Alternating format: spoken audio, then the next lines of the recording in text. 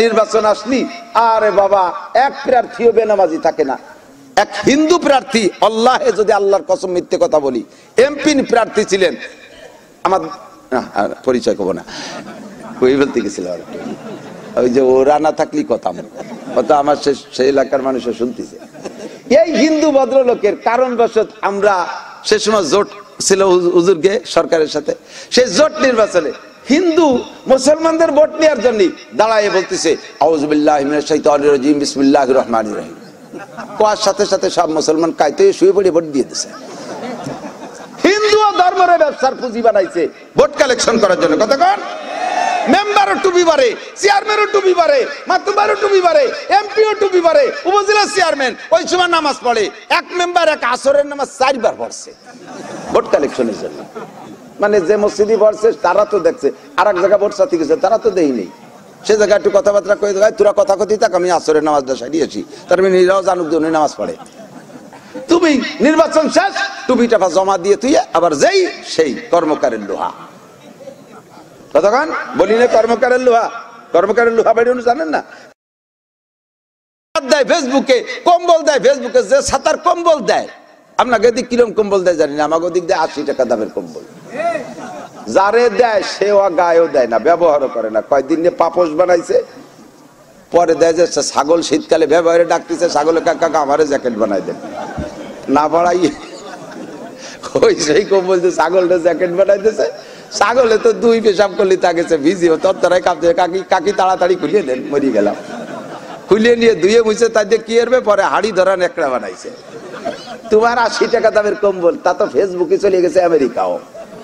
গল্প মারো, ভোট কালেকশনের জন্য কম্বল দাও, ভোট কালেকশনের জন্য।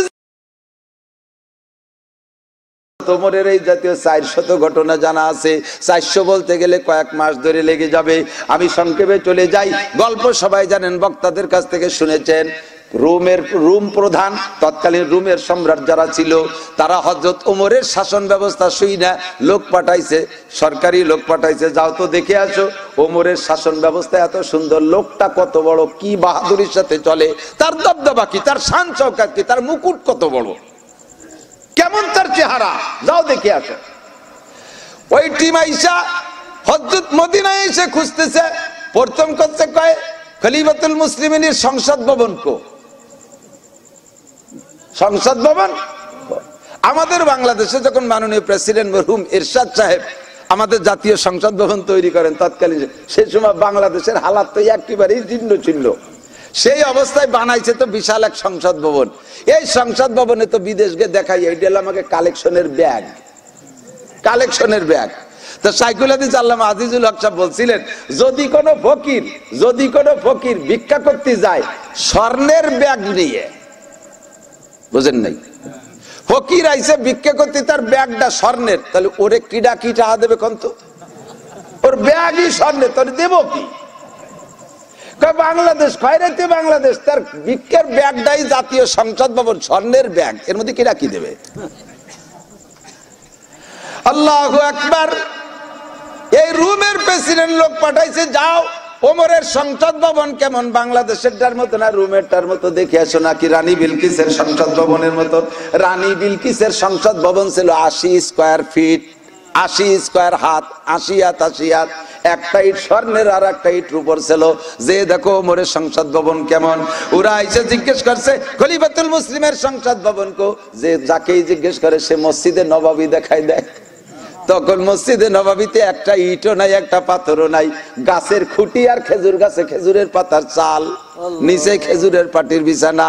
কয় এইটা হলো সংসদ ভবন। ওরা কয় তামাশা করো না, আমরা কিন্তু রাষ্ট্রীয় টিম, কোথায় আছে সংসদ ভবন বলো? কয় ওয়াল্লাহি হাযা, আল্লাহর কসম এইটাই সংসদ ভবন।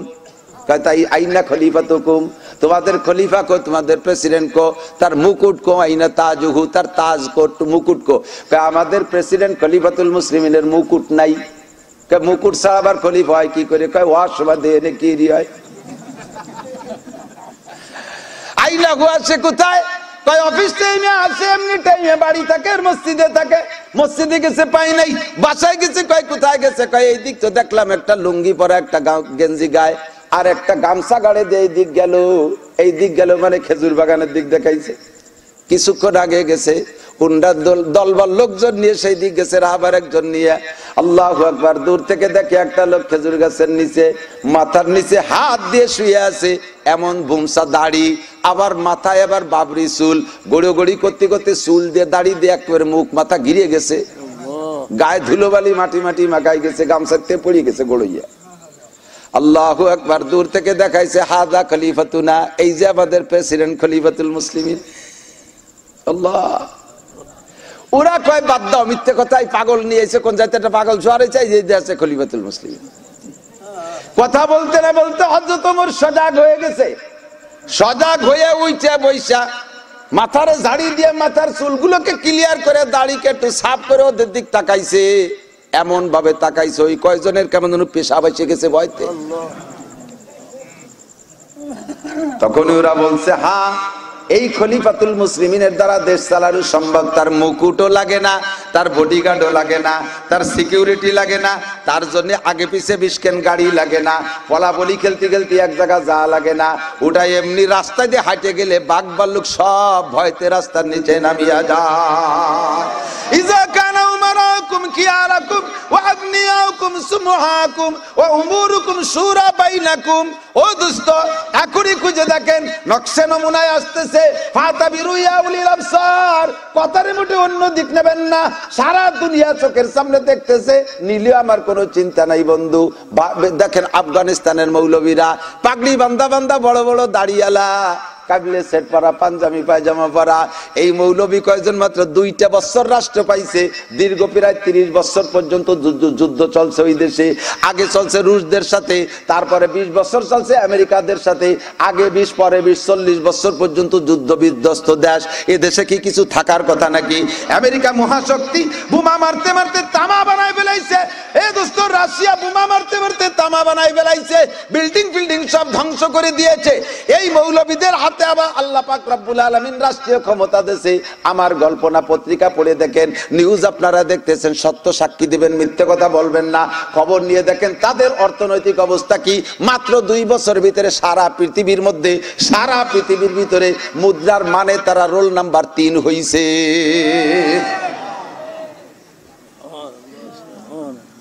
সারা পৃথিবীর ভিতরে রোল নাম্বার 3। কে পারছো? America fail. 42টি ন্যাটো বাহিনী, সারা পৃথিবীর মহাশক্তিধর ন্যাটো বাহিনীর দল, তাদের গলায় সিরা স্যান্ডেল বেঁধে ঝুলে বাড়ি ভেটাইতেছে, প্যান্টও খুলিয়ে গেছে, তাও করতে সময় পাই নেই, জুতো ভেলাইতে দৌড়ে চালিয়া। ক্ষমতার মালিককে। এখনো এমন ব্যবস্থা যতদিন পর্যন্ত না হবে অতদিন পর্যন্ত শান্তি হবে না। এই সব কিছু আছে ইবাদতের মাধ্যমে। সমালোচনা করে ঢেউই দিচ্ছে, তারা নারীদের শিক্ষা বন্ধ করে দিয়েছে, নারীদের সবকিছু, তাদের নারীদের অধিকার ক্ষুণ্ণ করেছে। আরে নারীদের অধিকার কি? আল্লাহ কয় করনা ফি বুয়ুতিকুন্না ওয়ালা তাবাররুজনা তাবাররুজাল জাহিলিয়াতিল উলা। মহিলা তুমি আওয়াজ তোমার পর্দায় রেখো, সর্বদা গানের মেলায় আসর করে হইও না তুমি বেপর্দা, অফিস আদালতে আসর করে হইও না তুমি বেপর্দা, বিভিন্ন সমাবেশে আসর করে হইও না তুমি বেপর্দা। নারীরা তুমি পর্দার মধ্যে থাকো, তোমরা আদরের জাতি, আল্লাহদের জাতি। ঘরের মধ্যে বসে থাকবা, কামাই করবে পুরুষে, ইনকাম করবে পুরুষে, তারা ঘরে বসে পাবে আর খাবে। কতক্ষণ? তারা আমাদের ঘর সাজাবে, তারা আমাদের আনন্দ দেবে, তারা আমাদের শারীরিক দৈহিক যত চাহিদা আছে পূরণ করবে। ঘরে বইসা ছেলে মেয়েগুলোকে লালন পালন করবে, আলনা সাজায় রাখবে, থালবাটি ধুয়ে মুছে পরিষ্কার রাখবে। দুনিয়ার অন্য বিটি হাতের রান্না বান্না খাইতে যে মজা, বউ রাতের রান্নায় আলাদা রকম মজা। আর সেই বউরে যদি চাকরিতে দেয়, দুইটা আইছে আইছে রান্না বান্না নাই, চলো যাও না রেস্টুরেন্টের থেকে খাইয়ে আসি। হ্যাঁ, রেস্টুরেন্টের থেকে খাইয়ে এসে আর খাইয়ে গা গা করে ডেক ছাড়তে ছাড়তে হাতে আলবে ছিটেছে। ব্যক্তি মারা ছাড়ার উপায় আছে নাকি? আর স্ত্রী জানে যে আমার স্বামী কেমন খাইতে পারে, সে সেরকম রান্না করবে। আর স্ত্রীর মহিলা জানে যে আমার শ্বশুর শাশুড়ি কেমন খাইতে পারে, আমার বাচ্চা কাচ্চা কি খাইতে পারে, তারা সেরকম রান্না করবে। আল্লাহ তাআলা তাদেরকে বানাইছে সেজন্য। নারীদেরকে যদি ঘরে বসাইয়া পর্যাপ্ত তাদের ব্যবস্থা করে, তাহলে নারীদের সম্মান নষ্ট করছে, তাদের অধিকার ক্ষুণ্ণ করছে না, তাদের অধিকার বাড়াইছে, অধিকার বাড়াই দিয়েছে। ততক্ষণ ঠিক না? জেনা নাই, জেনা নাই, গোটা আফগানিস্তানে জেনা নাই। 2 বছরের ভিতরে, এই বছরের নিউ সংবাদ, আল্লাহ তাআলা তাদেরকে তেলের খনি, গ্যাসের খনি, ইউরেনিয়ামের খনি, লোহার খনি, তামার খনি, স্বর্ণের খনি, দামি দামি সর্বোচ্চ দামি দামি পদার্থের খনি তাদেরকে আল্লাহ তাআলা অগাধে ঢেলে দিছে। কোনটা আগে খসবে, কোনটা আগে বেরোবে, এই নিয়ে দ্বিধাদ্বন্দ্বের মধ্যে পড়ে গেছে। আর সব শগুনির দল চাইয়ে রয়েছে যে ওরা খসবে আর ওরা কাড়ি খাই আসবো। বাল ওই সোয়াই বেলায় দিবে না, পাগড়ি দিয়ে বাঁধ দিয়ে গাছের সাথে ঝুলইয়া সামলা চুলি বেলা দেবে। এখন মোটা মোটা অস্ত্র পাইছে, বড় বড়তা পাইছে, আর শেষবা পাইছে লোকটা ক্লাসিনকো ব্যাটুকা টুকাটে এক নালা বন্দুক, তারির গুলিতে টিকতে পারিস নেই। এগুলো সব গুলি না, এ অস্ত্র না। এদের হাতে একটা অস্ত্র আছে, যে অস্ত্রের ভিতরে 100 বোমা ঝুলানো আছে। যে অস্ত্রের মধ্যে কি আছে? 100 বোমা ঝুলানো আছে। নাম তার তাসবিহ। জোরে বলেন কি নাম? লা ইলাহা ইল্লাল্লাহ, লা ইলাহা ইল্লাল্লাহ, লা ইলাহা ইল্লাল্লাহ, লা ইলাহা ইল্লাল্লাহ।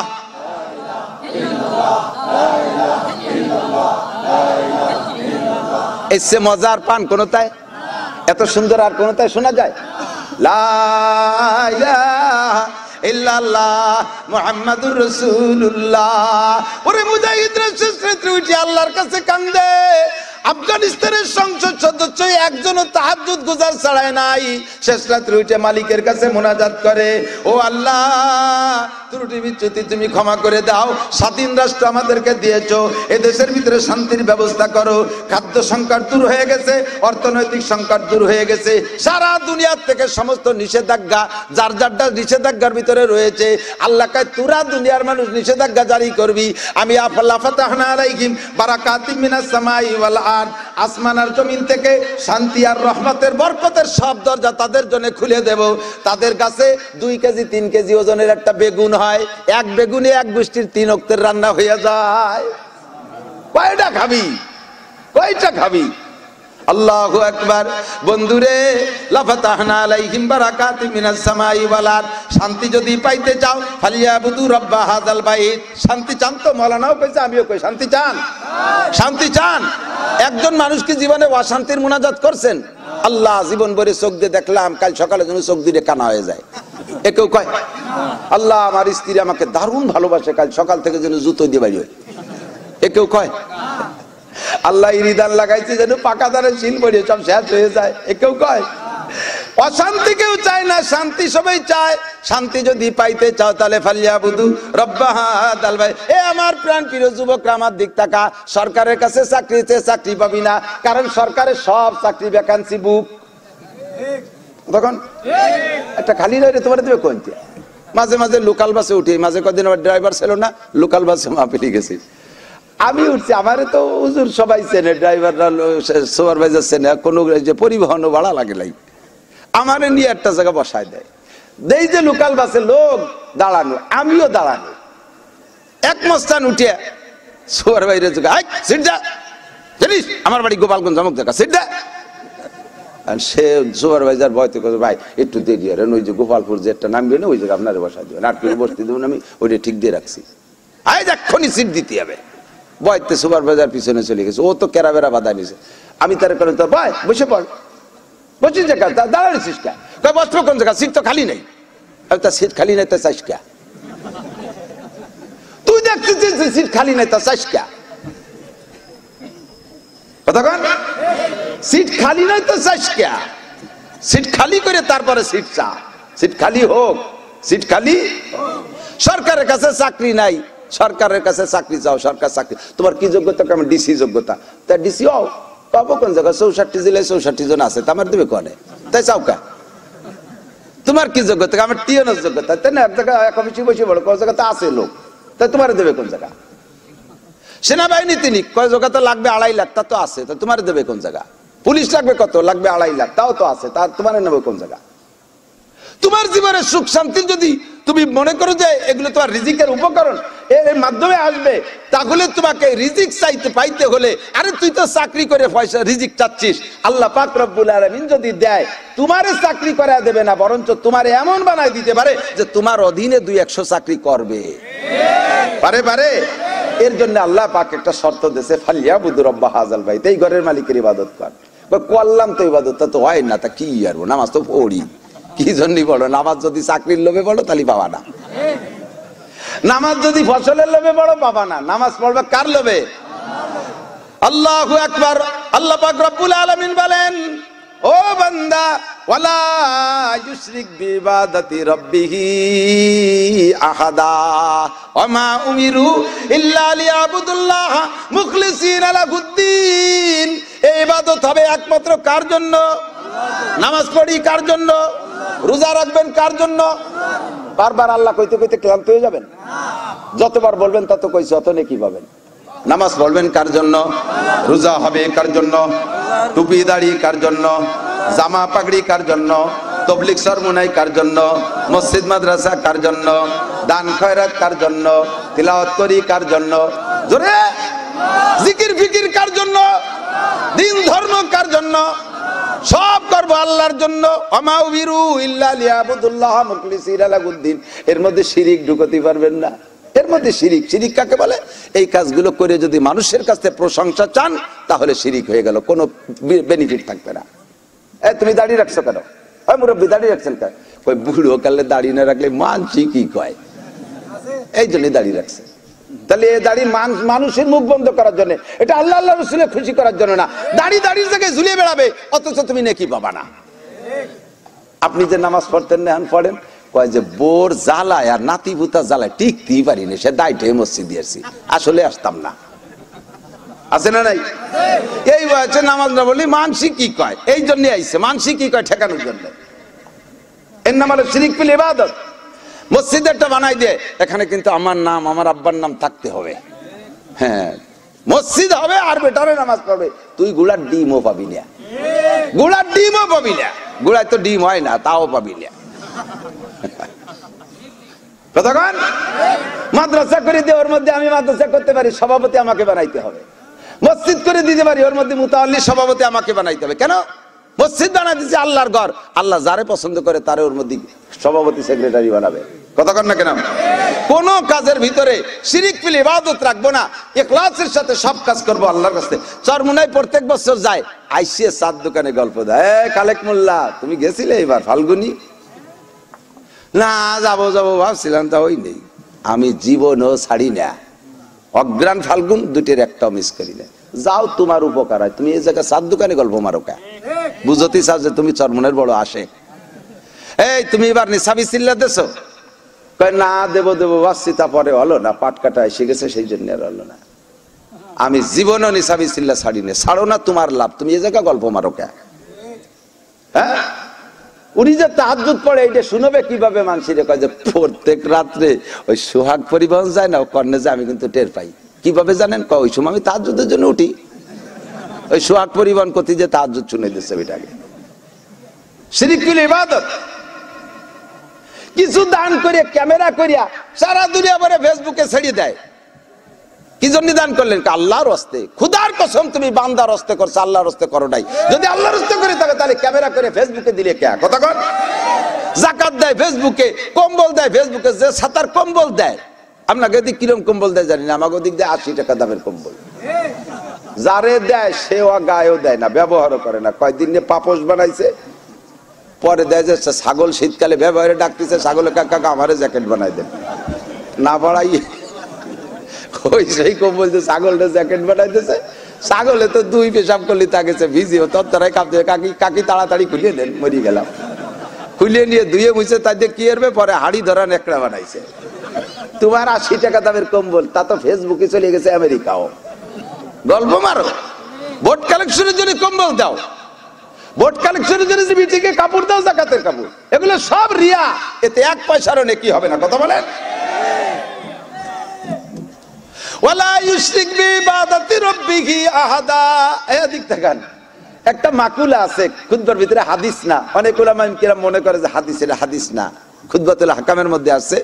হাকিমুল উম্মাত আশরাফ থানভী রাহমাতুল্লাহ আলাইহি ইখলাসের বয়ান করতে গিয়ে লেখেন, আমলের বয়ান করতে গিয়ে লেখেন, আন্নাসু কুল্লুহুম হালকা। সব মানুষ দেখতেছি তো চোখের সামনে, মুনিশি নাই একটা, সব হালকা। হালকা মানে ওজনে হালকা, তাও ধরতে পারেন।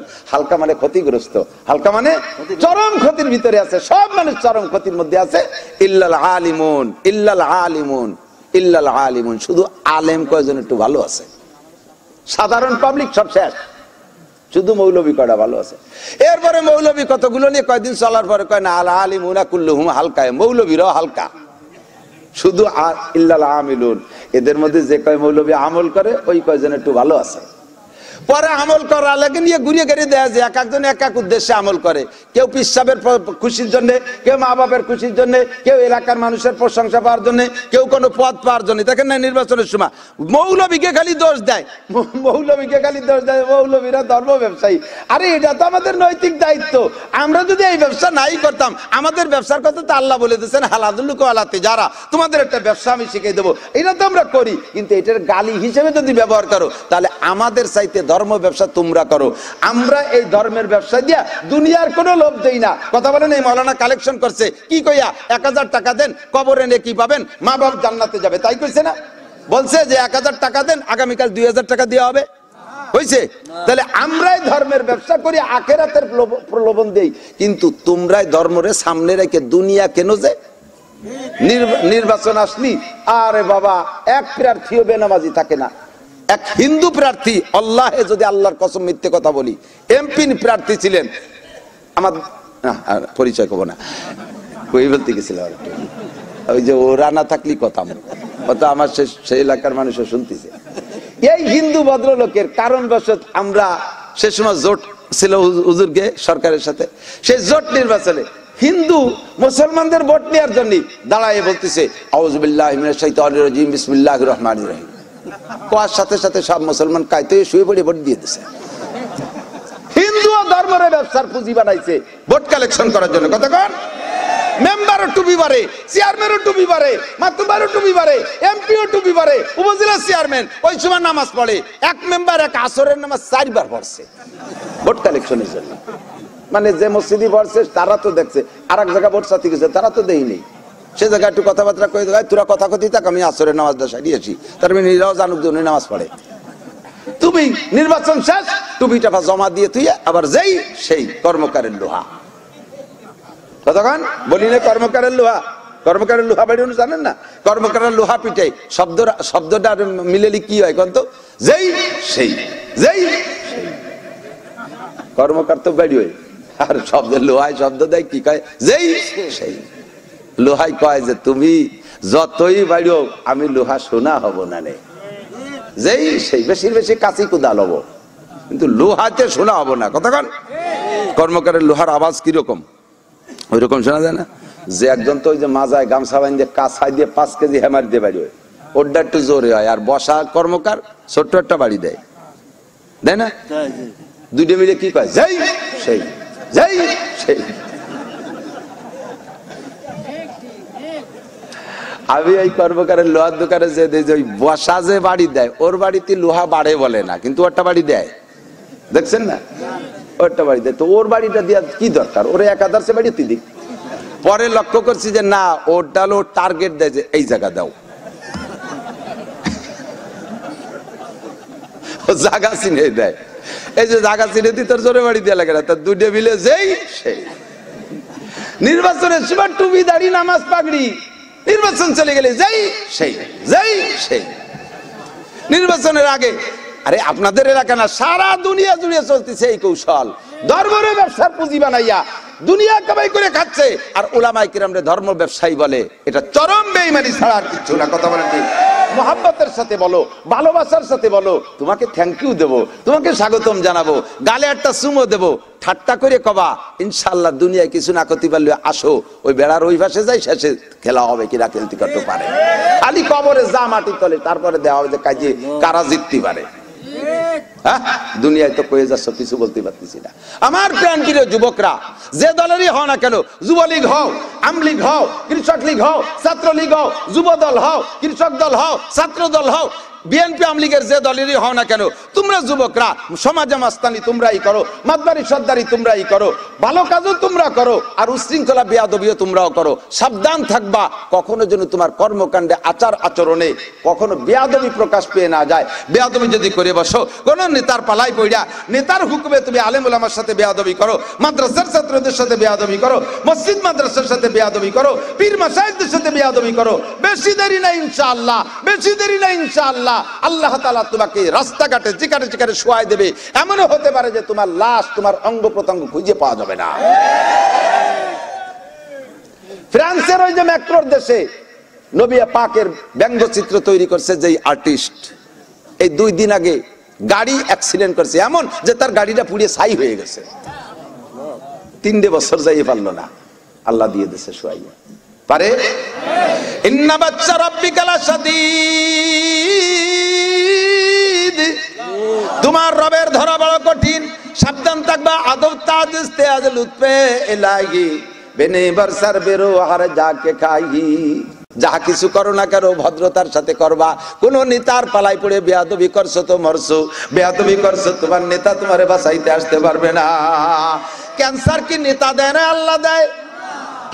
ক্যান্সার নেতা দেয় না আল্লাহ দেয়? স্ট্রোক নেতা দেয় না আল্লাহ দেয়? ডায়াবেটিস নেতা দেয় না আল্লাহ দেয়? সব রোগ ব্যাধি আল্লাহ দেয়। আর আল্লাহ পাক রব্বুল আলামিন বলেন, আমি যারে দড়ি আমার হাত থেকে ছুটতে পারবি না। আর দড়ি বেশিরভাগ বিয়াদবদেরকে দড়ি, বিয়াদবদের পর আমার বড় ক্ষোভ, বিয়াদবি বহুত বড় অন্যায়, এই অন্যায়টা মোটে করবি না। এ আমার মা বোনরা পর্দার আড়ালে যাই করো না কেন বেয়াদবি করবা না, বেয়াদবি করবা না, শ্বশুর শাশুড়ির সাথে বেয়াদবি করবা না, স্বামীর সাথে বেয়াদবি করবা না, সংসারে মুরব্বী মখলেসদের সাথে বেয়াদবি করবা না। তোমার কিন্তু ঘাটে ঘাটে বিপদ আছে, প্রত্যেকবার ডেলিভারিটা তোমার জন্য মরণ বিপদ। কথা বলেন ঠিক ঠিক না? ডেলিভারির সময় হাজারো মহিলা মারা যাচ্ছে, তোমার ঘাটে ঘাটে 2 বছর 3 বছর পর পর তোমার মহা একটা বিপদের ঘাট আছে। শ্বশুর শাশুড়ির সাথে বেয়াদবি করবা, উন্ডা যদি একবার হাই ছাড়ে ইনশাআল্লাহ তুমি ডেলিভারির খোটে ওই জায়গায় শেষ হয়ে যাইবা। ওমা উমিরু ইল্লা লিয়াবুদুল্লাহ মুখলিসিনা লাহুদ্দিন, ইবাদত হবে কার জন্য? কাল আলিমুনা কুল্লুহুম হালকা ইল্লাল আমিলুন। এবার থানবী রহমাতুল্লাহ আলাইহি বলেন, আলেমদেরকে পর্যবেক্ষণ করে দেখলাম আলেমদের মধ্যে অনেক ডুপ্লিমেসি। তাহলে কারা ভালো? এর মধ্যে যে কয়জন আমল করে ওই কয় মৌলবী ভালো। এবার আমল করা আলাদের ভিতরে খুঁজে দেখে আমলের মধ্যে 2 নম্বর 9 নম্বর 6 নম্বর আছে, এক একজন এক এক উদ্দেশ্যে আমল করে। তবে লিখে গেছে আমির হওয়ার জন্য 3 চিল্লে দিয়ে এসে দেশের মৌলবীরা কি ঘোড়ার ডিম জানে? আমরা বলে ঘোড়ার ডিমও জানি না, আসলে ঘোড়ার ডিম জানি না, কোরআন হাদিস জানি। বলি না মাঝে মাঝে 100% সত্য কথা। আমি যারে বুঝাই বাজাইয়া টাকা পয়সা দিয়ে বেড়া তো আকাম কুকাম করিয়ে কায়দায় ফুলই ফেলাইয়া তবলিগি পাঠাইছি, 3 চিল্লে দিয়ে আইসেই ফার্স্টে আমার বিপক্ষে ফতোয়া জানিয়ে দিতেছে। নাসির হুজুরের ইমান নাই, নাসির সাহেবের ইমান নাই। আমার একাই হুজুর আপনি আল্লাহ রাস্তায় সময় লাগাইছেন? আমি বলে আল্লাহ রাস্তায় সময় লাগাইনি, 3 মাস লাগাই আইছে। আমার এই 50-40 বছরের সময় লাগানো রে সে বেকার মনে করতেছে, আমি কিচ্ছুই করি না। তুই বিকেলে গাছতে গেলি, তোরে দেখলি দোকানের মানুষ দোকানের তল দিয়ে ফলাই চলে যায়, আর আমার নাম শুনলি রাতের বেলা ঘুমেতে উঠে মানুষ এসে মাঠ ভরে বসে। কতক্ষণ আমি সেই মানুষগুলোকে বসাই এই জায়গাতে সুন্দর করে বুঝাই হাজার হাজার মানুষের তবলিগি পাঠালাম। তুই জীবন ভরে যে কটা না পারবি, ও আমি এক পাঠাতে তাইছে বেশি পারি। আল্লাহ বাড়িতে পারায় এটা আমার অহংকার না, এটা আমার আনন্দ, এটা আমার খুশি, শুকর আলহামদুলিল্লাহ। তা কেন তুই আমার ঠাট্টা করিস? তুই এ কথা তো আমি বলি তো আজ হবে না। আল্লাহ নবী বলেন, ইজা মাতাল ইনসান ইনকাতানহু আমালুহু। আরে মরণের পরে কোনো ইবাদত নাই, মরণের পরে ইবাদত নাই, ইবাদত হবে শ্বাস বন্ধ হওয়ার আগ পর্যন্ত। আল্লাহ কয় ওয়াবুদ রাব্বাকা হাত্তা ইয়াতিয়াকাল ইয়াকিন। তুমি তোমার রবের ইবাদত কইরে ওই ফাঁকা জায়গায় বিল্ডিং বানাও, ওর মধ্যে গাছ লাগাও, ইবাদত করে গাছ লাগাও, ইবাদত করে বিল্ডিং বানাও। কতদিন ইবাদত করব? হাত্তা ইয়াতিয়াকাল ইয়াকিন, মরণ আসার আগ পর্যন্ত ইবাদত। কয় মরার পরে এতদিন কবরে থাকবো, ও জায়গা বসে আল্লাহ বিল্লাহ করলে হবে না? এ কবরে বসে আল্লাহ বিল্লাহ করার কায়দা আছে? আমাদের ওই জায়গা হিন্দু মারা গেছে, ওরে মারা যাওয়ার পরে ও কয়ে গেছে মারা যাওয়ার আগে যে আমারে পোড়াবি না, মিয়াগে মতো মাটি দিবি। তো মুসলমানের মতো মাটি দিয়েছে ওর ছেলেমেয়েরা, আত্মীয় স্বজনরা ওরে 1 টাকা চাইরে না পয়সা দিয়ে দিছে, সাথে পারের করি ফুলসিরাত পারতি খেয়াল আরে পয়সা দিতে তাই দিয়ে দিছে ওরে। আর বিড়ি খাতো বলে 2 প্যাকেট বিড়ি আর একটা মেজ দিয়ে দিছে। বিড়ি আর মেজ কয়দিন চলবে, লম্বা টাইম কি করবে কবরে শুয়ে শুয়ে, এই জন্য 2 বান্ডিল তাস দিয়ে দিছে, বসে বসে তাস খেলিস। কবরে কি বিড়ি খাওয়া চলবে, তাস খেলা চলবে, মোবাইল দেখা চলবে, টেলিভিশন চলবে, নামাজ পড়া চলবে, রোজা পড়া চলবে, হজ করা চলবে, যাকাত দেয়া চলবে, কিছুই চলবে না। কয় কেন চলবে না? কয় মরার পরে আল্লাহকে আমি কোনো ইবাদত করাইও না, ইবাদত গ্রহণ করিও না। আরে ইবাদত যা করবা সব বাইসে থাকতে, মরার পরে তো সব ওপেন হয়ে যাবে। দেখার পরে তার নাম ঈমান না, কোনো কিছু দেখার পরে সেই জিনিসের পর আস্থা তৈরি করার নাম ঈমান না। না দেখে বিশ্বাস করো কবর আযাব আছে, কবর আযাব সত্য, কবরে শান্তি সত্য, মুনকার নাকির সত্য, কেরামান কাতেবিন সত্য। এগুলো দুনিয়া থেকে দেখি না, কবরে যাওয়ার পরে সব দেখবো। দেখার পরে কইব রব্বানা আখরিজনা মিনহা ফাইন উদনা ফাইন্না জালিমুন। আল্লাহ কবরে আইসে দেখি সবই সত্য, আর একটা বার পাঠায় দাও আমি বড় বুজুর্গ হয়ে আসবো। আল্লাহ কাইকসাউ ফিহা ওয়ালা তুকাল্লিমুন, কোনো কথা বলবি না পড়ে থাকোর মধ্যে। এখনের বিশ্বাসের নাম বিশ্বাস না, না দেখে বিশ্বাস করলে সবই তুই পাইতি। আমার নাসির লিয়াকত যা বলছে এগুলো সবই তোরে দেয়া হইতো যদি না দেখে বিশ্বাস করতি। দেখার পরে বিশ্বাস করতেছি সেই বিশ্বাস বিশ্বাস না, দেখার পরে নামাজ পড়তে চাই সেই নামাজ কবুল হবে না, কারণ এইটা বিশ্বাস না। ঠিক না? শুনেছেন উলামা রশিদ আর তার স্ত্রী জুবাইদা দুইজন ভোরবেলা, বাচ্চা হারুনুর রশিদ বুজুর্গ মানুষ, বড় আলেমও, আমাদের দেশি বাদশাকে মতো না। প্রত্যেক মুসলিম কান্ট্রির মুসলমান বাদশা যিনি থাকতেন তিনি ওই রাষ্ট্রের রাষ্ট্রীয় যে প্রধান বড় মসজিদ আছে এই বড় মসজিদের ইমাম ও খতিব হতেন। আমার নবী রাজা মসজিদে নববীর ইমাম, পরবর্তীতে আবু বকর মসজিদে নববীর খতিব, পরবর্তীতে ওমর মসজিদে নববীর খতিব, এরপরে উসমান মসজিদে নববীর খতিব, এরপরে আলী মসজিদে নববীর খতিব রিদওয়ানুল্লাহি তাআলা আলাইহিম আজমাইন। কথা বলেন ঠিক না? বাচ্চা হারুনুর রশিদও বড় আলেম। তো ফজরের নামাজ পড়ে স্ত্রীকে নিয়ে একটু সফর, একটু হাঁটাহাঁটি করতেন। নদীর কিনারে দিয়ে হাঁটতেছে, হাঁটতে হাঁটতে কত দূর যাওয়ার পরে যে দেখে নদীর পাড়ে বালুর উপরে বসে এক পাগল আঙ্গুল দিয়ে এরকম কি যেন নাড়াচাড়া করে, আঁকা আঁকি করে। তাই যে বলতেছে এই পাগলের নাম হলো বাহলুল। কি নাম? বাহলুল। যে বলছে এই বাহলুল এ জায়গা বসে আঙ্গুল দিয়ে কি করো? তো বাহলুল কইতেছে যে আমি জান্নাতের বালাখানা তৈরি করতেছি। বাহলুল তো পাগল, উনিও জানে, তো উনি মনে করছে পাগল এইরকমই তো করে, নাকি বলেন? পাগলের স্বভাব এইরকম না?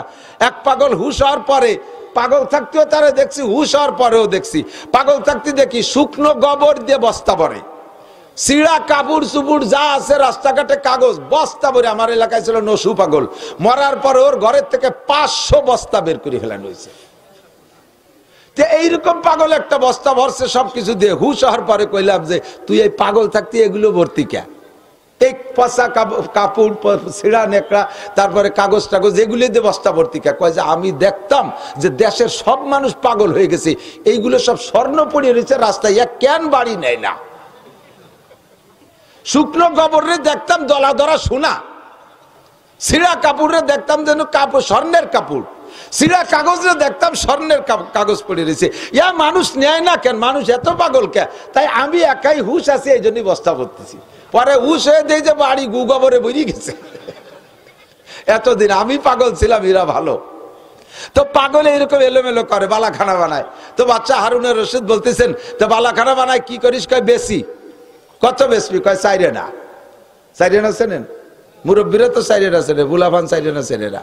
আর 10 বছর পর যদি কয় 4 আনা চেনো, কয় চিনি না। তাই কি 4 আনা দিয়ে ভাত খেয়ে আসলাম একটু আগে, মনে হবে 4 আনা তরকারি। 1 টাকার 4 ভাগের 1 ভাগের নাম হলো 4 আনা। তো এই একটা বালাখানা বেচে বাহলুল 4 আনা।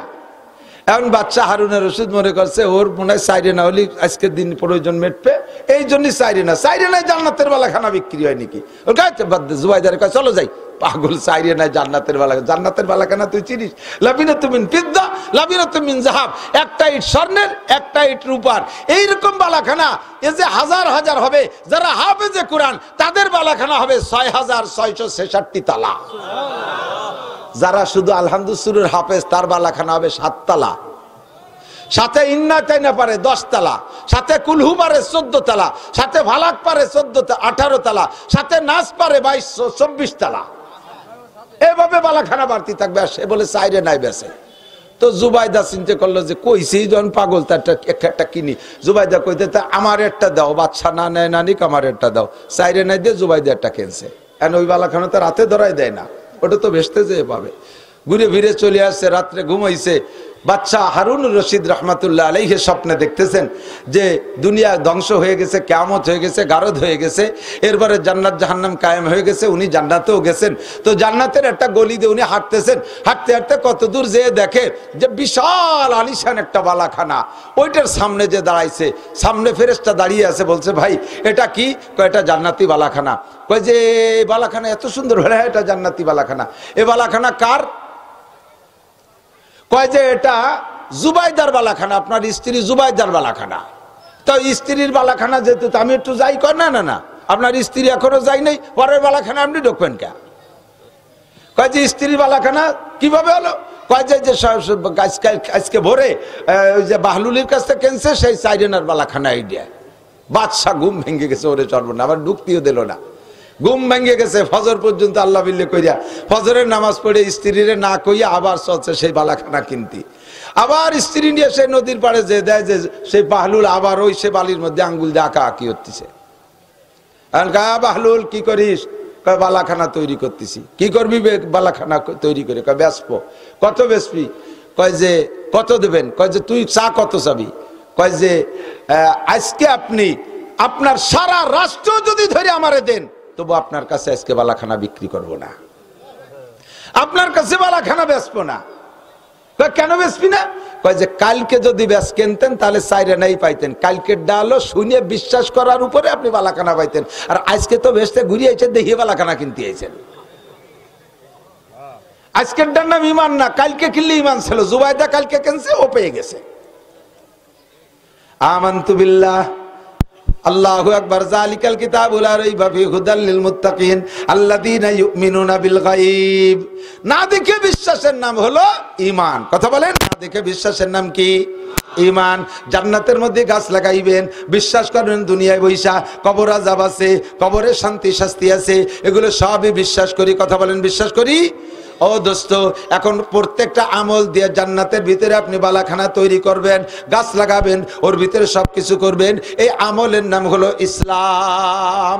যদি আপনার ঈমান থাকে, আমল মোটেই না থাকে, একটা ক্রিটিক্যাল কথা, যদি আপনার ঈমান থাকে, আল্লাহকে বিশ্বাস করেন, গভীরভাবে বিশ্বাস করেন, সাতটা শাখারে বিশ্বাস করেন, তাহলে আপনার ঈমান আছে। নফসের দুকায় পড়া, শয়তানের প্রেমে পড়ে, আড্ডায় পড়ে, জগতের মোহে পড়ে নামাজও পড়েন না, রোজাও রাখেন না, হজও করেন না, যাকাতও দেন না, ফরজ ওয়াজিব কিছুই করেন না, শুধুমাত্র আপনার ঈমান আছে 7টা, অন্তরের মধ্যে সামান্য একটু বিশ্বাস আছে। এই বিশ্বাসের বদৌলতে আপনি কিয়ামতে জান্নাতে যাইবেন। হাজার হাজার লক্ষ লক্ষ কোটি কোটি বছর আমলের ত্রুটির কারণে, আমলের অভাবের কারণে, গুনার কারণে কোটি কোটি বছর জাহান্নামে পোড়ার পরে অবশেষে ঈমানের বদৌলতে অবশেষে আপনি জান্নাতে যাবেন, অবশেষে জান্নাতে যাইবেন। জোরে কন্যা সুবহানাল্লাহ। তবে এই অবশেষের মানে যে বেহেশতে যাওয়ার পরে সপ্তাহখানিক পরে বেহেশতে শেষ তা না, ঢুকার পরে আবার অনাদি অনন্তকাল, তার কোনো শেষ। তবে তার আগে এই ইসলাম ত্যাগের কারণে, ইসলামের আমল না থাকার কারণে কোটি কোটি বছর আপনাকে জাহান্নামে পোড়া লাগবে। তবে দোস্ত, যদি আপনার ঈমান না থাকে, আরেকটা কথা, এদিক তাকান, ক্রিটিক্যাল কথা, যদি আপনার ঈমানের মধ্যে ত্রুটি থাকে, ঈমান যদি কোনো দিক দিয়ে বেরোয় যায়, ঈমান যদি আপনার লিক হইয়া যায়, তাহলে আপনি হাজারো ইসলাম দিয়া 1 সেকেন্ডও জান্নাতে যাইতে পারবেন না। টুপি পরে কাজ হবে না, দাড়ি রেখে কাজ হবে না, নামাজেও জান্নাতে যেতে পারবেন না, রোজা রেখে জান্নাতে যাইতে পারবেন না, জীবন ভরে তিলাওয়াত করে জান্নাতে যাইতে পারবেন না, বড় আলেম হয়ে জান্নাতে যাইতে পারবেন না, যদি আপনার আমলটা ঈমান ঠিক ঠিক না থাকে, ইমান যদি লিক হয়ে যায় তাহলে কিন্তু আপনার সব শেষ হয়ে যায়। এদিক তাকান, আমার দিক তাকান, ইমান এবার বেরোয় যায়। খেয়াল করতেছেন আপনারা? ইমান ধরে রাখতে জন্য পূর্ণ বডি ঠিক থাকতে হয়, আর ইমান বেরোয় যাওয়ার জন্য পূর্ণ বডি ছেঁড়া লাগে না। যেমন আমি বলি, আমরা এই যে গাড়ি চালাই, টায়ারের ভিতরে টিউব আছে, টিউবের মধ্যে হাওয়া দেই না? টিউবটা পরিমাণ মতো ফুললে, হাওয়া দিয়ে পরিমাণ মতো ফুললে তাহলে গাড়িটা চলে। এই পুরো হাওয়া টিউবের মধ্যে ধরে রাখতে হলে টিউবের পুরো বডি ভালো থাকতে হবে না? তার চাইতে সহজে আর একটু সহজে বুঝাই, এই যে পোলাপান আজকে দেখেন যে বেলুন কিনছে, গোল গোল বেলুন, ওই বেলুনটার একটা ধারণ ক্ষমতা আছে, এতটুকু হাওয়া বেলুনে সহ্য করতে পারে, ততটুক হাওয়া দিলে বেলুনটা পুরো ফুলে গোল হয়, ঠিক কিনা? পুরো ফুলে গোল হয়। যদি হাওয়া কম থাকে দেখবেন মুখের কাছে এরকম চিকুন থাকে, সেইটুক দিলে পুরোটা ফুলে গোল হয়। এবার এই বেলুনটারে পুরো ফুলে রাখতে ভিতরে সম্পূর্ণ হাওয়া থাকতে হবে না? আর সম্পূর্ণ হাওয়া ভিতরে থাকতে হলে বেলুনটার সারাগা ভালো থাকতে হবে না? বেলুনটা সারা পুরো হাওয়া ধরে ফুলো থাকতে তার সারাগা ভালো থাকতে হবে। কিন্তু ওই বেলুনের পুরো হাওয়া বেরোয় যাওয়ার জন্য কি সারাগা ছিঁড়া লাগবে? সারাগা ছিঁড়া লাগবে? এক জায়গায় একটু লিক করে দিলি, সুই মাথায় দিয়ে ফুটোরিয়ে দিলি, হাওয়া থাকবে? এখন যদি বেলুনি, সারা বেলুনি কয় হ্যাঁ হাওয়া বেরোতে পারবি না, যতটুক ফুট হয়েছে অতটুক বেলু হাওয়া বেরোবি, আমরা সারাগা ভালো রয়েছি, অন্য জায়গার হাওয়া বেরোতে পারবি না, সারা বডিতে যদি স্লোগান দেয় তাহলে কি ভিতরে হাওয়া সব ধরে রাখতে পারবে? ফুটো হয়েছে হুশ করে সব বার হয়ে চলে যায়, ঠিক কি ঠিক না? আমার আপনার ইমানেরও সেই অবস্থা। নামাজ আছে সুন্দর, রোজা আছে সুন্দর, টুপি আছে সুন্দর, পাগড়ি আছে সুন্দর, তবলিগ আছে সুন্দর, সরমুনাই সুন্দর, মসজিদ মাদ্রাসা সুন্দর, সব কিছু সুন্দর আছে। একটা জায়গা ছোট্ট করে একটু লিক হয়ে গেছে, একটা জায়গা লিক হয়ে গেছে, সেটা হলো এই জামানায় কি অত হালাল হারাম বাইসিয়ে চলে পারা যায়? সব ঠিক, বেলুনি সারাগা ঠিক। এই কথা বলার সাথে সাথে ইমান ওইন্দে হুশ করে বাড়ি চলে গেছে। ইমানের বেলুন লিক, ইমানের বেলুন। আরে নে বাদ দে, এই জামানায় অত পর্দা করে বাড়া যায় নাকি? মুরব্বী, বাড়ির মুরব্বী, ৭৫-৮০ বছরে বুড়ো মুরব্বী, এই মুরব্বী বাড়ির ইমানের বেলুন লিক করে দেয়। এক ছেলে বিয়ে করে আনছে, এই ছেলের বউরে পালকিতে, আগে তো পালকিতে নামাতো, ইদানিং তো গাড়িতে নামায়। এই গাড়িতে ঘরে নেবে কিডা? কয় যে বড় জামাই আনবে। জামাই যাইয়া উনার বেটার বউরে কোলে করে, শালা বউরে কোলে করে গাড়িতে নামায় আনছে। যদি কই মিয়া কাজটা করলেন কি? থো তোমার, এই জামানায় অত কড়াকড়ি চলে নাকি? তোমার ইমানের বেলুন ফুটো হয়ে গেছে কাকা, কথা কন না কেন? জামাই রে দিয়া আর শালা বউরে দিয়া এক জায়গায় নতুন বউরে দিয়া দুধ ভাত খাইতে বসাই দিয়ে দুইজনের মালা ফেসাই দেয়। যার বউ সে বাইরে মুখ উচরি ঘুরি বেড়াচ্ছে, সে বেলেটে হাতি জায়গা হয় না, 3 দুলোভাই শালা বউ নিয়ে খাতি বসে গেছে। এইটা সমর্থন করে বাড়ির মুরব্বী। তোমার বেলুন ফুটো এবার হয়েছে গেছে। নামাজ পড়ো, রোজা রাখো, যত যা করো, ও দোস্ত সাবধান। কামাল আস্তিদের নফসে ইনসা সাকুন তো খুদরা বাগুপ্তার না কিসমাকুন। মানুষের যোগ্যতা ফুটোই তোলে জবানের দ্বারা। কে কতটুক ছোট বড় এটা জবানের দ্বারা প্রমাণ করে। কথা বলেন ঠিক কি ঠিক না? আমার গোপালগঞ্জে হাজারো মৌলানা আছে, সারা বাংলাদেশে আল্লাহ পাক আমারে পরিচিত করছে একটু জবানের বদৌলতে। 7.5 কোটি বাঙালি নাচছে বঙ্গবন্ধুর পিছনে জীবন দেওয়ার জন্য। তার মাত্র রেসকোর্স ময়দানের একটা ভাষণে জবানের দ্বারা তারে এত দূর করাইছে। আবার মানুষকে সার্থবক জমিনের নিচে নামাই নিয়ে যেতে পারে ওই জবানের একটা কথায়। তোমার জন্য জান্নাতের বিশাল এক দাগ জমি দলিল হইছে জবানের একটা কথায়, লা ইলাহা ইল্লাল্লাহ মুহাম্মাদুর রাসূলুল্লাহ। তোমারে মুমিনের খাতায় নাম লেখাইছে জবানের একটা কথা দিয়া। এত বড় জমির মালিক বানাই দিয়েছে। আবার ওই ঈমান লিক হয়ে বেরোয় চলে যাবে মাত্র একটা দুইটা কথার কারণে।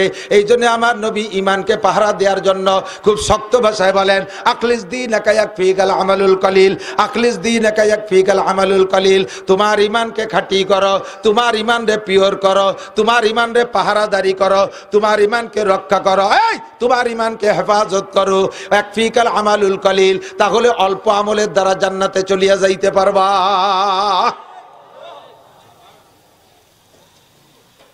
শিরক করব, বাবার দরবারে যাব, এই এলাকায় আছে, এখনো বড় বড় গাছের গোড়ায় দুধ পানি ঢালে, আছে না নাই? এই আমাকে সসরাইল একটা আছে, সসরাইল না বেশপুর আসরের নামাজ পড়ছি, আসরের নামাজ পড়ে বেরোইছে, আমার জন্য মোটর সাইকেল, শেষ মোটর সাইকেল চলতাম, মজিবার দারোগা আসতেছে নিয়ে যাবে, এর মধ্যে দেখি মুসলমান দুইজন যাইয়ে প্যাকেট ভরে বিস্কুট নিয়ে সেই ওই একটা বড় মান্দার গাছ না বট গাছ যেন আছে, তার গা বইরে এরকম সিটেলো, সিটেইয়ে কয়েকখান কুড়োইয়ে ব্যাগে নিল, আর কয়েকখান জায়গায় বসে খেলো, আর কতগুলো থাকলো সেই জায়গা। আমি যে জিজ্ঞেস করলাম ভাই এ কি এলেন, কয় যে খুব বরকতি গাছ, এই গাছের সাথে এরকম করে এই বিস্কুট যারে খাওয়াই দেয় তার সব রোগ সারিয়ে যায়। আমি তাই তো ডাক্তার কবিরাজ সে লাগতোই না, সেই মান্দার গাছের গুড়ার মধ্যে এত কবিরাজি রয়েছে, কত বড় মুশরিক শিরকি আকীদা মুসলমানের মধ্যে রয়েছে। এজন্য ঈমানকে আগে ফ্রেশ করতে হবে। একমাত্র সর্বময় ক্ষমতার মালিক কে? সৃষ্টিকর্তা কে? সন্তান দেয় কে? পিএস দেয় কে? পাট কুষ্টা কিরা দেয়? ধান চাইল কে দেয়? ছেলে মেয়ে কে দেয়? ক্ষমতা কে দেয়? চাকরি বাকরি কে দেয়? রুজি রোজগার কে দেয়? দুনিয়ার কেউ দিতে পারে? কেউ দিতে পারে? কাহারও কোনো ক্ষমতা। এবার চলে যাই ইসলামের দিকে। এই কথাগুলোকে আমি আমলের দ্বারা বাস্তবায়নের নাম হলো ইসলাম। এই ইসলামের লম্বা একটা পরিসর আছে, ইসলামের বড় একটা মাঠ আছে, ইসলাম বড় একটা ঘর, ইসলাম বড় একটা গোডাউন। এই আল্লাহ পাক নিজেই বলেন, ইয়া আইয়ুহাল্লাযীনা আমানু দুখুলু ফিস সিলমি কাফা, হে মুমিনরা, ইয়া আইয়ুহাল্লাযীনা আমানু, আগে তো ওই কয়টা কথা কই আমি ঈমান ঠিক করছি, ঈমানের খাতায় নাম লেখাইছি। এবার আল্লাহ আমারে ঈমানদার কইয়া ডাক দিয়ে কয়, হে আমার অন্ধ জগতের অটল বিশ্বাসী মোমেন ইমানদার পাগলরা, উদখুলু ফিস সিলমি কাফা, তোমার 2 নম্বর কাজ হলো ইসলামের মধ্যে প্রবেশ করা। ইসলামের মধ্যে প্রবেশ করো পরিপূর্ণ, একটুও যেন কম না থাকে। ঘরের ভিতরে যদি পুরোপুরি ঢুকে যান তাহলে আপনি ভিজবেন না, বাইরে বৃষ্টি নামতেছে, ঘরের মধ্যে পুরো ঢুকে গেলে ভিজবেন না, আবার পুরো বাইরে গেলেও মোটামুটি বৃষ্টিতে ভিজবেন। কিন্তু যদি সাইসেই দাঁড়ায় থাকেন, অর্ধেক না রে মিয়া, সাইসে দাঁড়ালি সাইসে তো সারা সালের পানি পড়ে, বীজে কালাইয়ে গুগু মুড়া হয়ে যাবা। কথা কর না কে? বাইরে ফিস ফিস বৃষ্টি নামে, ঘরের মধ্যে মোটেও নামে না। আর সারা চালের উপরে ফিস ফিস গুছাইয়া কলকলাইয়া পানি পড়ে চাল দিয়ে, সাইসেই দাঁড়ায় থাকলি জম্মের ভিজা ভিজবা। আল্লাহ কায় হয় বাইরে যা, মোটামুটি এক কায়দা হবে, কলা গাছটা তলে যে থাকবি। আর যদি ঘরে ঢুকিস পুরো ঢুক, সাইসেই দাঁড়ায় থাকিস না। মুজাবজাবিনা বাইনা যালিকা লা ইলাহা উলাই ওয়ালা ইলাহা উলাই, গান শুনলে ভালো লাগে সে জায়গা যে শুনবা, আবার ওয়াজের ময়দানে যে একটু শুনবা, মসজিদে ভালো লাগে নামাজ পড়বা, আবার মাঝে মাঝে মন্দিরে যাইয়া হিন্দু বাড়ি যাইয়া লাড্ডু খাবা। দুর্গা পূজা, কালী পূজা, সরস্বতী পূজা, লক্ষ্মী পূজায় হিন্দুদের পূজায় মুসলমানরা যায় কি যায় না? যায় না, যায় না। আর সে বাড়ি গেলি পারা তারা বড় যত্ন সহকারে আমাদেরকে কিছু নাস্তা পানিও খাওয়ায়। আইসিয়া সে বাড়িতে খাইয়ে আইসিয়া মুসলমানদের সমালোচনা করে। এই যে 2 ঈদ গেল, আমার এত বাবিরা বাড়ির বাসতে, একটা বাবি দেখি এক চামচ সিমাই খাওয়ালো না। এই যে দুর্গা পূজায় গেলাম, হিন্দুকে বাড়ি গেলাম, বৌদি লাড্ডু খাওয়াইছে, বৌদি উনারে নাড়ু খাওয়াইছে, নাড়ু। আরে হিন্দু বাড়ির নাড়ু, ওই বৌদি সকালবেলা শুয়োরের গোস্ত কাটছে হাত দিয়ে, জল খাসি কাটছে হাত দিয়ে, সেই জল খাসি আর শুয়োরের চর্বি হাতে ছিল, তাই দিয়ে বানাইছে নাড়ু। তোরে জল খাসি আর শুয়োরের চর্বি নাড়ুর মধ্যে খাওয়াই দিছে। ও আনা খাইয়া মাদ্রাসায় আসে, আমরা মাটি দিয়ে কুলুক বানাইছি, তার 3টে দেবো, খাইয়া গিলাস পানি খাইছি। কথা কয় না কে? যুবক, জীবনে আর যাবা? তোমার সাথে তারা ঈদগায় যায় না, তোমার সাথে তারা মসজিদে যায় না, তোমার সাথে তারা ইস্তেমায় যায় না, তোমার সাথে তারা চরমুনায় যায় না, তোমার সাথে তারা উমরায় যায় না, তোমার সাথে তারা তবলিগে যায় না, তোমার মতো তারা টুপি পরে না, তোমার মতো পাঞ্জাবি পরে না, মুসলমানের একটা পোশাক তারা ধরে না। কথা বলেন ঠিক কি ঠিক না? তারা তোমার মতো কোরআন শরীফ পড়া শেখে না। তুমি কেন তাদের গীতা বাইবেল পড়তে যাও? তাদেরগুলো কেন পড়তে যাও? আদৌ তোমার দরকার নাই। তাদের মতো প্যান্ট পরো, তাদের মতো দাড়ি কাটো, তাদের মতো চুল বানাও। ইদানিং যুবকদের চুলের কাটিং হইছে উত্তর কোরিয়ার প্রেসিডেন্ট কিং জং উম, কিং জং উম, চুলির নবী, যুবকদের চুলের মডেলের নবী কিং জং উম। আর দাড়ির মডেল ওই যে প্লেয়ার বল খেলে গেলে যেন কিডা Messi Messi Messi, Ronaldo, Neymar, এগে কটি কাটিং হয়েছে। আর সেমলিগে পোশাকের নবী, চলচ্চিত্রের নায়িকা। কথা কন না কেন? আল্লাহু আকবার। নবী কয় মান তাশাব্বাহা বিকওমিন ফাহুয়া মিনহুম, যার সাথে যার মিল হবে তার সাথে তার হাসর হবে, যার সাথে যার মিল হবে তার সাথে তার হাসর হবে। ওদের সাথে মিল করিস না, ওরা আমাদের কোনো জায়গা আসে না, আমরা ওদের কোনো জায়গা যাব। আরে দোস্ত, এই বাংলাদেশের নামে মাত্র মুসলমান যারা, আমার শুধুমাত্র এদিক তাকান, বর্তমানে আহলে হাদিস নামে যারা আছে বাংলাদেশে, তারা সবাই ইসরায়েলের পক্ষ নেছে। এবার রাজফাঁস হয়ে গেছে। দুদু, তুমি কোন ইসলামের সার্কুলার দিয়ে বেড়াচ্ছ? কথা কন না কেন? তুমি কোন ইসলামের প্রচার দিয়ে বেড়াচ্ছ? কয় যে ওই গাজার নেতাদের ভিতরে, মানে মুজাহিদদের নেতা আবু উবাইদা, ওর আকীদা ঠিক নাই। তার আকীদা ঠিক নাই বলে সে বাইতুল মুকাদ্দাসের জন্য পুরো ফ্যামিলি শেষ করে ফেলাই দিচ্ছে। 20,000 মুসলমানের জীবন চলে গেছে, 20,500 এখনো পর্যন্ত লড়ে যাচ্ছে, তার ফ্যামিলি সব শেষ হয়ে গেল। তার ঈমান ঠিক নাই, উনি এই জায়গায় বসে বসে ঈমান ঠিক করতেছে। এ সবগুলো ইসরায়েলের দালাল। কথা কন না কেন? সবগুলো ইসরায়েলের দালাল। আমরা ইসরায়েলের দালালি করতে রাজি? যুবক, যদি ওই আকীদাবান হয়ে থাকিস, তওবা করে ফিরে আয়। যদি ঈমানের সাথে মরতে চাস, ফিরে আয়। ইসলাম বেশি বুঝো না। মুফতি আব্দুল গফফার সাহেবের জীবন শেষ করলো কোরআন হাদিসের পিছনে। এই মাদ্রাসার মোহতারাম শাহ হুজুর এখান থেকে শুরু থেকে শেষ পর্যন্ত জীবন শেষ করে দিল।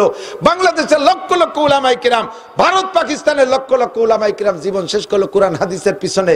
এর ভিতরে ডুবইয়া তারা ইসলাম বুঝলো না। কয় পাঙ্কু দুহেন চটি বই পড়ে ইসলাম বুঝে ফেলাইছে। ঠ্যাং চারাইয়ে নামাজে দাঁড়াতে হবে, গবা গপ কানে বাড়ি মারতে হবে, জোরে একটু আমিন করতে হবে, জানাজার নামাজে এক পাশে সালাম ফিরতে হবে, আলহামদুলিল্লাহ পড়তে হবে। এর নাম ঈমান আকীদা ঠিক হলো। যদি এই কেউ না থাকে তাহলে সে ইসরায়েলের শত্রু, আর সে যদি ওই করে তাহলে সে হলো আহলে হাদিস। কত বড় 2 নম্বরই 14 নম্বরই কথা চিন্তা করতে পারেন। আল্লাহ হেফাজত করে, বলেন আমিন। আল্লাহু আকবার। আমানতু বিল্লাহ, কি বলতে চাইছিলাম? ইসলাম, ঠিক আছে না? উদখুলু ফিস সিলমি কাফা। এবার আল্লাহ কা ইসলামের মধ্যে ঢুকলে পরিপূর্ণ ঢুকবা। ইসলামের মধ্যে ঢুকলে পরিপূর্ণ ঢুকবা, 50-50 ঢুকবা না, পরিপূর্ণ ঢুকবা। এবার জানতে চাইলাম আল্লাহ ইসলাম কি? আমি যদি ইসলাম বলি, আমি একা বলে সারতে পারবো না। আমি মাত্র শুরু করে দিয়ে গেলাম ইসলাম, আমার পরে যারা আসবে সবাই ইসলামের আলোচনা করবে। তবে ইসলাম বড় কঠিন কিছু না। কথা কান? প্রত্যেকটা আমল, আমার ভাই আমার দিক তাকান, প্রত্যেকটা আমল আমি কই না, আল্লাহই কয় লা ইউকাল্লিফুল্লাহু নাফসান ইল্লা উসাহা। মানুষকে আল্লাহ তাআলা শক্তির বাইরে কোনো হুকুম চাপাইয়া দেয়। ছোটবেলা যখন দাড়ি হয় নাই, আমাদের ছাত্র ভাই কেরকের দাড়ি ছিল এরকম বড় দাড়ি, ঘন দাড়ি। একজন ছিল আবুল হাসান ভাই, দুমসা দাড়ি, তখন আমার মোটেই দাড়ি হয় নাই। ওর মুখে বড় দাড়ি দেখে আমি একদিন জিজ্ঞেস করছি, ভাই এত দাড়ি মুখে ওজন ওজন মনে হয় না? এই এত দাড়ি নিয়ে ঘুরি বেড়ান, বারবার ঠেয় না? কয়ে না, তো টেরই পাই না, কবে ওই এত বড় হয়েছে তাই তো মনে নাই। পরে যখন দাড়ি হয়েছে তাতে টেরই পাই না। শরীয়তের বিধিবিধান আমার দিক তাকান। যারা নিয়মিত নামাজ পড়েন, যারা নিয়মিত নামাজ পড়েন, বলেন তো এখন নামাজ পড়তে ভালো লাগে না ছাড়তে ভালো লাগে? ছাড়লে ভালো লাগে না পড়লে ভালো লাগে? কারণবশত যদি কোনো এক ওয়াক্ত ছুটে যায়, বলেন ঘরের থেকে বেরোইতে ভয় লাগে কি লাগে না? ঠিক না?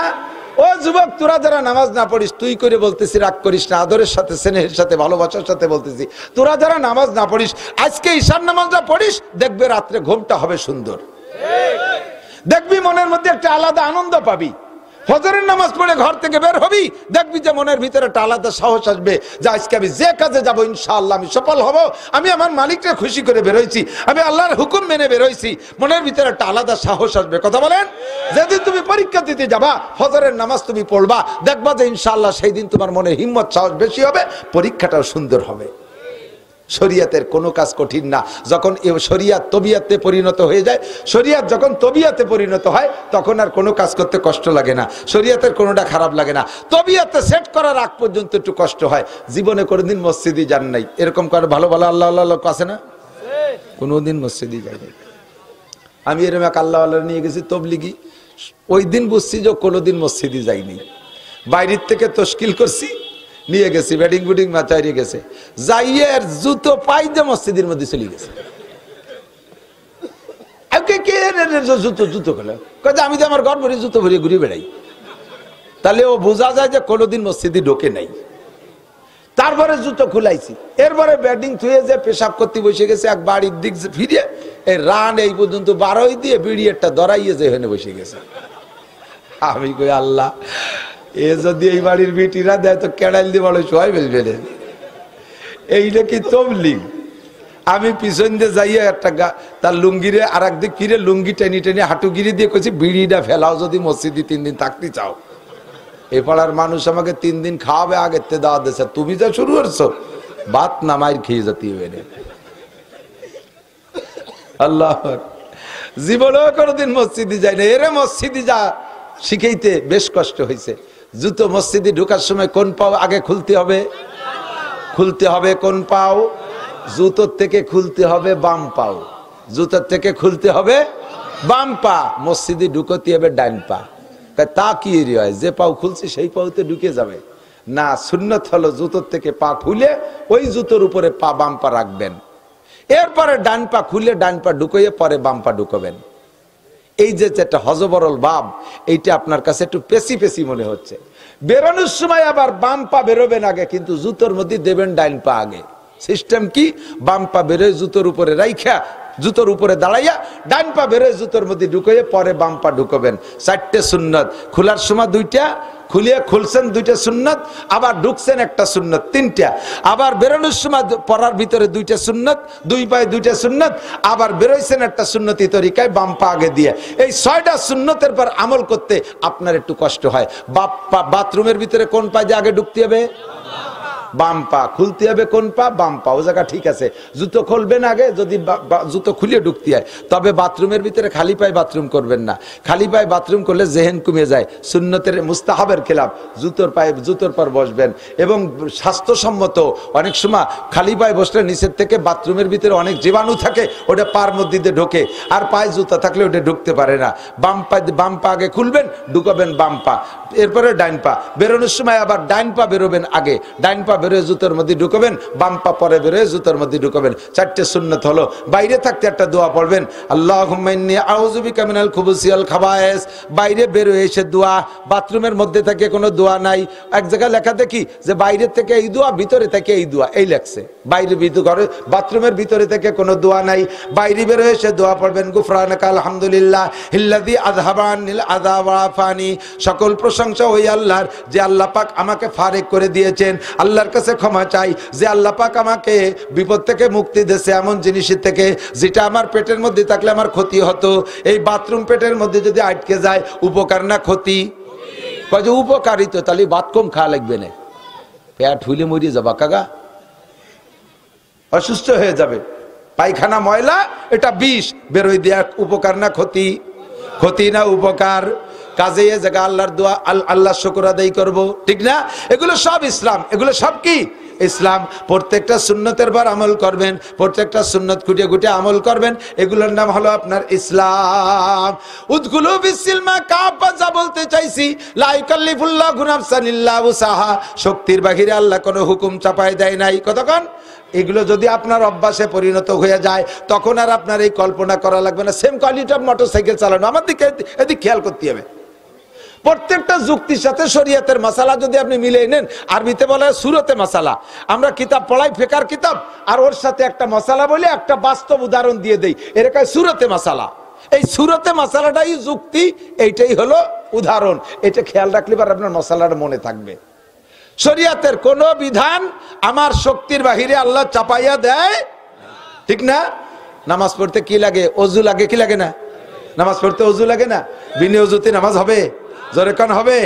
যত বড় শীত হোক বিনা অজুতে নামাজ হবে? বিনা অজুতে হবে না। আল্লাহ কয়, হে বান্দা, ওয়াইন ইযা কুমতুম ইলাস সালাত ফাগসিলু উজুহাকুম ওয়া আইদিয়াকুম ইলাল মারাফিক ওয়ামসাউ বিরুসিকুম ওয়া আরজুলাকুম ইলাল কাবাইন। এই আয়াতের দ্বারা ওযু, তুমি ওযু করে নামাজে যাবা। এখন আপনার যেভাবে আমি কড়াকড়ির সাথে বলছি, বিনা ওযুতি সিজদা দিলি ঈমান নষ্ট হয়ে যাবে, কাফের হয়ে যাবা। সিজদা দিতে পারবা না বিনা ওযুতি। এখন আপনি তো হয়তো আল্লাহ হুজুর যেভাবে কলো তাতে তো বিনা ওযুতি হয় না, কিন্তু আমারে যে ডাক্তার পানি সুতি নিষেধ করছে, আমি কি বললা কদি? আমারে পানি স্পর্শ করতে নিষেধ করছে ডাক্তার, অজু করা নিষেধ, আমি কি করবো কৌদি আল্লাহ। আর হুজুর যেভাবে কড়াকড়ির সাথে কইছে তাতে তো বিনিয়োজিত মসজিদের দ্বারেও যাওয়া যায় না, এমন কি হতে পারি। আল্লাহ কাছে যেভাবেই বলুক না কেন তোমার অনিয়ে চিন্তা করা লাগবে না। তুমি যদি অসুস্থ হও লাইসা আলাল মারিজে হারাজুন, রুগীর কোনো মাসালা নাই। ফাতায়াম্মামু সাইদান তাইয়্যিবা, পানির দ্বারেও যাবা না, পাক মাটি দিয়ে তায়াম্মুম করে তুমি নামাজ পড়বা, কোনো সমস্যা নাই। জোরে কন্যা সুবহানাল্লাহ। আল্লাহ সহজ করে দিয়েছে কি দেয় নাই? কয় যে হুজুর তাই তো অজুতি তো তায়াম্মুম করলাম, ধরেন অজু ছুটে গেল, আমার এই শরীর অসুস্থ অবস্থায় যে সময় পানি ব্যবহার করা নিষেধ, এমত অবস্থায় যদি আমার গোসল ফরজ হয়ে যায় তাহলে কি হবে হুজুর? কান্দি এ বোঝেন নাই কথা? অজু ছুটে গেছে, পানি দিয়ে অজু করলে আপনার অসুবিধা, অথবা পানি পাচ্ছেন না, এই সময় মাটি দিয়ে তায়াম্মুম করবেন। কিন্তু আপনার যদি গোসল ফরজ হয়ে যায়, এ জায়গায় তায়াম্মুমই কি এতে পারে? কয় যে হ্যাঁ, অজু ছুটে গেলে যেমন পানি ব্যবহার করা নিষেধের সময় বা পানি না পাইলে তায়াম্মুম করে নামাজ হবে, আপনার গোসল ফরজ হয়েছে এমত অবস্থায় যদি আপনার গোসল করলে জীবন মরণের ভয় থাকে, রোগ মারাত্মক আকার ধারণ করা ভয় থাকে, তাহলে আপনি এখানেও তায়াম্মুম করে নামাজ পড়তে পারবেন। এক সাহাবা হুজুরের কাছে আসছে তায়াম্মুম করে, সারা গায়ে মাটি বালি মাহানু। হুজুর কয় যে তুমি গায়ে ভরে মাটি কে? কয় হুজুর তায়াম্মুম করে আইছি। এ কিরম তায়াম্মুম? তায়াম্মুম হলো মাটি হাতে মাখাইয়া একবার মুখ মুছা আর একবার দুই হাত মুছা, সারা গায়ে মাটি মাখালো কি রে? কয় যে ও তো অজুর তায়াম্মুম, আমি হলো গোসলের তায়াম্মুম করছি, বালি গাদি দিয়ে ডুব দই দেওয়ার হয়েছিল। হুজুর কয় না, দুইয়ে তায়াম্মুম একই তায়াম্মুম। হ্যাঁ, আমার মা বোনটা ভালো করে মনে রাখবেন যদি কানে আওয়াজ পৌঁছে যায়। আপনার রমজান মাস প্রচন্ড শীতের সময়, আপনার রমজান মাস বা শীত হোক আর যাই হোক না কেন, রমজান মাসে আপনার মাসিক বন্ধ হয়ে গেছে আসরের সময়, মাসিক বন্ধ হয়ে গেছে আপনার মাগরিবের সময়, আপনার এই মাগরিবের সময় যদি আপনার মাসিক বন্ধ হয়ে থাকে, তাহলে আপনার ওই মুহূর্তে গোসল করে নামাজ পড়া ফরজ। আজ না কাল, কাল না বসু, সাবান আনি নেই, ছুটা আনি নেই, গরম পানি নেই, এ বাহানা সে বাহানা করে 3 দিন 4 দিন ঘুরবেন। প্রত্যেক একাকত্বের কারণে নামাজের যে পরিমাণ শাস্তি বরাদ্দ আছে তা আপনাকে খাইতেই হবে, এ শাস্তি আপনাকে ভোগ করতে হবে। আপনি ওই মুহূর্তে তা অজু করে গোসল করে আপনি নামাজ পড়তে হবে। এমন শরীর খারাপ, আমি যেভাবে